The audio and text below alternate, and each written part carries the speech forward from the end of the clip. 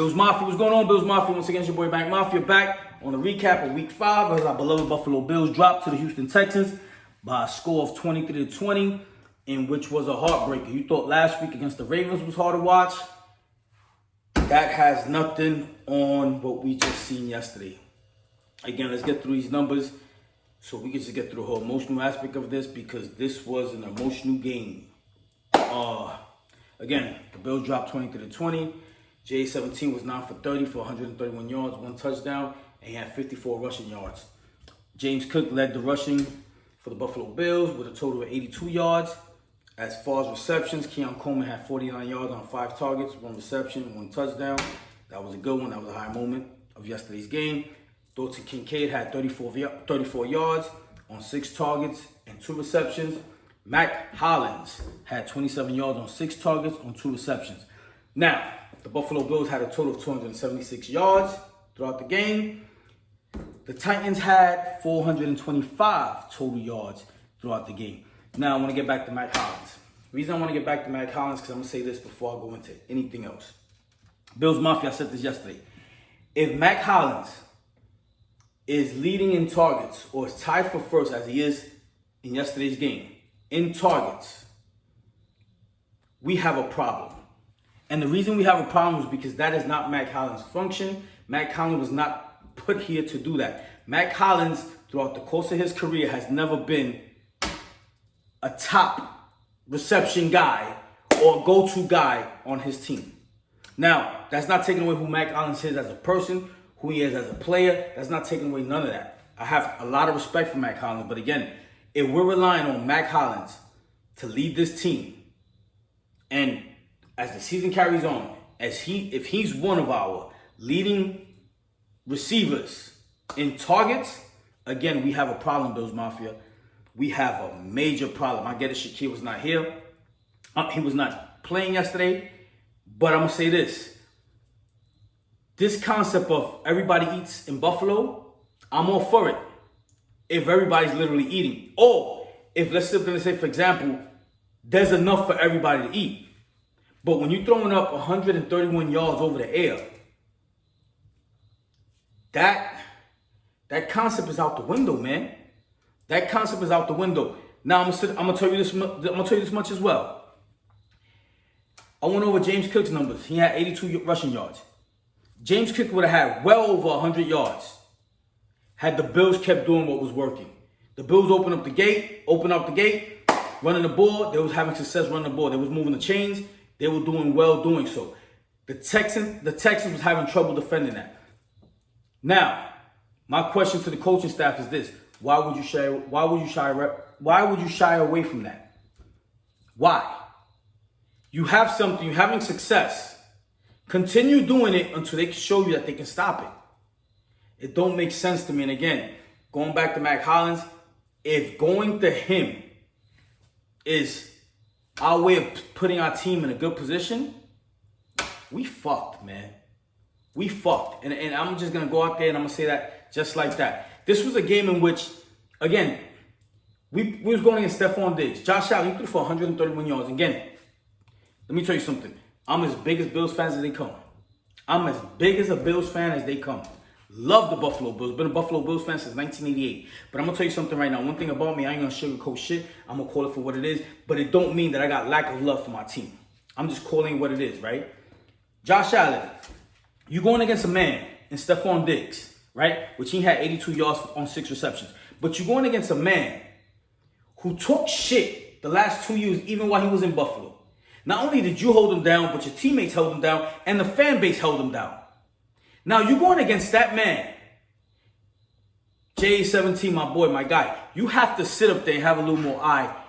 You got to have a little more grit to you. You can't go out there and first of all, you look timid. The whole team looked timid. Don't know why, right? Because this is not Buffalo style of play. But you have to have that kill in you.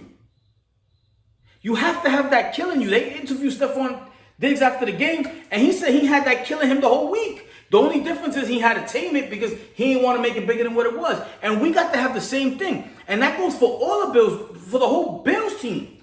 Again, this man did nothing but talk shit, man. He talked his way out of Buffalo, as he said, right? Quote unquote. You defended him, Josh Allen defended him, and the fans defended him. He shitted on us. So tell me why we not going out there and trying to murder this team. And I say murder lightly, but you guys know what I mean. I'm talking in football terms. Tell me why we're not sitting up there and trying to kill this team and run the scoreboard up on them. For the life of me, I don't get it. This team is showing lack of heart. This team is showing lack of coaching ability. If I go back to the coaching, again, Sean McDermott, we're going to get off Joe Brady for a second. We're going to talk about Sean McDermott. Sean McDermott, you made some questionable calls yesterday. Number one being, when Dalton Kincaid caught that pass by the sidelines, you was down, you was going into the half. You was down. You had 3 timeouts left. Why didn't you use one and at least challenge it? You have absolutely nothing to lose. You're already losing. You're down. You're already losing, right? And you're going into half that way, and the Texans get the ball at half. What you saving your timeouts for? Why you got them in your pocket for? What are you going to use them for? You should have utilized that timeout. That's number one. Second, I'm going to go to the end of the game. 32 seconds left in the game. We on the 3-yard line. I get it. You can't get too cute. You can't get too fancy there. 1,000,000%. But for us to hold the ball for a total of 9 seconds on that possession-wise, and not get 1 yard, or not have the sense enough to tell ourselves, you know what, Sean McDermott, not have the sense enough to say, you know what, I'm going to take a knee. I'm going to run this clock out. I may not be able to go downfield, score a winning touchdown, nor a winning field goal, but I'm going to run this clock out. I'm going to go to overtime. I'm going to regroup, and I'm going to get my guys together. Why wasn't that a decision? Why wasn't that your decision, man? Listen, decisions like that is completely unacceptable. Completely. That's unacceptable. You can't make a decision like that or a non-decision like that at this level. Bobby Babbitt gets a pass. Why? Because, again, he's making chicken salad out of chicken shit over there. We need to work on our pass rush. Our pass rush needs to get home, especially knowing that our secondary is hurting. But, again, Bobby Babbitt, if anybody gets a pass here, it'll probably be you. Because your boys is balling and doing the best they can with what they got. DeMar Hamlin, I still think is a little suspect. I don't think he should be there, but I get it. We ain't got much to work with right now. But, again, our team as a whole came out flat, came out timid, came out almost scared. Many instances, you've seen the Buffalo Bills getting bullied once again like we did last week. You've seen the team, a lot of the players on the team, even Josh Allen. Again, Josh Allen is my boy. And again, Bills Mafia, don't misconstrue my message for a lack of love for our Buffalo Bills. Because I promise you, I love the Buffalo Bills just as much as you do. But again, I'm going to call it for what it is. Even Josh Allen came out many times and he was looking scared. Like, the defense, with the exception of like a Dorian Williams, who's playing out of his mind. And again, he's only going to get better. Boy plays fast. We know that. Sideline to sideline. Dwayne Carter, rookie, showed his ass yesterday. Played very good ball. And obviously, Terrell Bernard, who came back and had 2 impactful plays, that 4th and 1 and that interception. Aside from those 3 players, I can make the statement that everybody else at some point in the game wasn't themselves. And for the life of me, I'm going to go back and say, I don't get it. Because there's no way in the world I'm going to let Stephon Diggs talk shit. 2 years, right? And I'm going to just hand him over a victory. We played behind the whole game with the exception of when we went up 3-0 on the field goal. Much respect. We battled back. We did what we had to do. But we didn't handle business. And at the end of the day, that's all that matters, that the Buffalo Bills did not handle business yesterday. Now we go into next week with a division opponent, the New York Jets, who's always played us tough. And even as Bills fans, we sit here and we're not 100% confident because we're looking at the last 2 weeks and we're wondering what happened to our team. There's no way our offense is that bad. There's no way our defense is that bad. But again, listen, help is on his way on the defense. Teron Johnson's on his way, and so is Matt Milano eventually, right? But how are we that bad? Listen, Nico Collins sat out most of that game yesterday. How How did the Buffalo Bills just give that game away? And it's by bad coaching, man. Honestly speaking, I told you guys yesterday, I can't fault the Buffalo Bills players as much as most of us would want us to fault them. Reason being because they're being put in compromising situations. They really are. There's no reason why 32 seconds left in the game, once the Bills realized on that first pass that they wasn't going to be able to move the ball, there's no reason why the Bills shouldn't have taken a knee and taken that game into overtime. There's no reason why Dalton Kincaid's catch or non-catch should not have been challenged. There's just no reason for a lot of things that's going on. Last week, there's no reason why the Bills played a light box throughout the whole week. Throughout the whole game, knowing you playing Derrick Henry, knowing you playing Lamar Jackson. Why are you playing a light box? Again, you know that's the strength. So why would you not let Lamar beat you with his arm as opposed to his legs, which is again his strength with Derrick Henry's? Like, I just don't get some of the decisions that's going on. But nonetheless, Bills Mafia, we got to figure this out. And we got to figure this out fast. If you wasn't a fan of looking for someone on this trade, rather trading for someone, I hope you're a fan now, because I'm gonna tell you something. We need help, because this team is not gonna do it. The team we currently got is not gonna do it. Again, I'm all for the everybody eats mentality. I'm all for that nice cliche or whatever have you. That sounds good, but again, it's not working. It's not working. The Buffalo Bills need to do something. They need to do something pronto. Brandon Beane, I hope you are active this next week. You got to the following week after Thanksgiving to get it done. I believe that's the 5th or so, if I'm not mistaken. I don't know. It's the week after Thanksgiving, right? To go ahead and pull a trade off. And we need to go ahead and do it. Lastly, I'm going to cover this.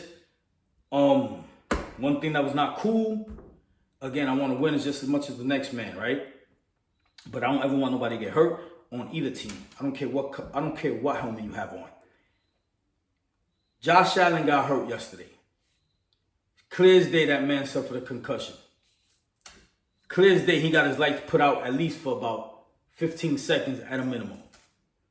He shouldn't have came back in that game. And so not only do we got to question our coaching staff now, we also got to question our training staff and wonder, why would you put that man in that situation? Again, at the end of the day, we want to win, yes, but not risk that man's health. He got things that he has to be doing after this whole NFL career thing is over, and that was whack, man. I'm not a fan of that. That was whack. Listen, we got work to do, man, and we gotta work at it fast.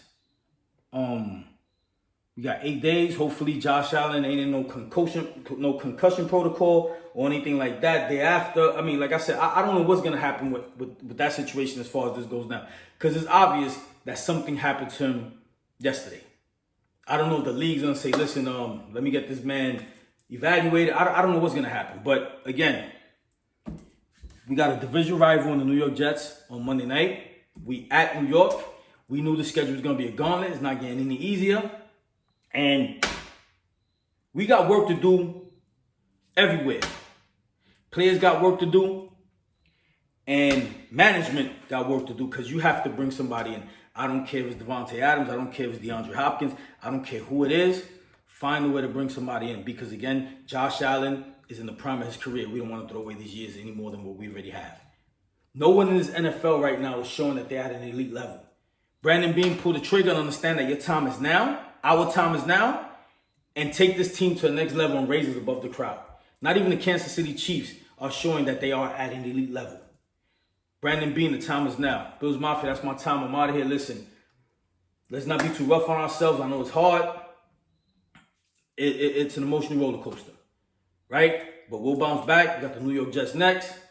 And we'll be good, man. All right, so let me know what you think. Holler at me. Let me know your thoughts.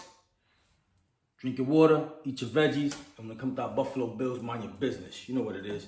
Let's go Buffalo.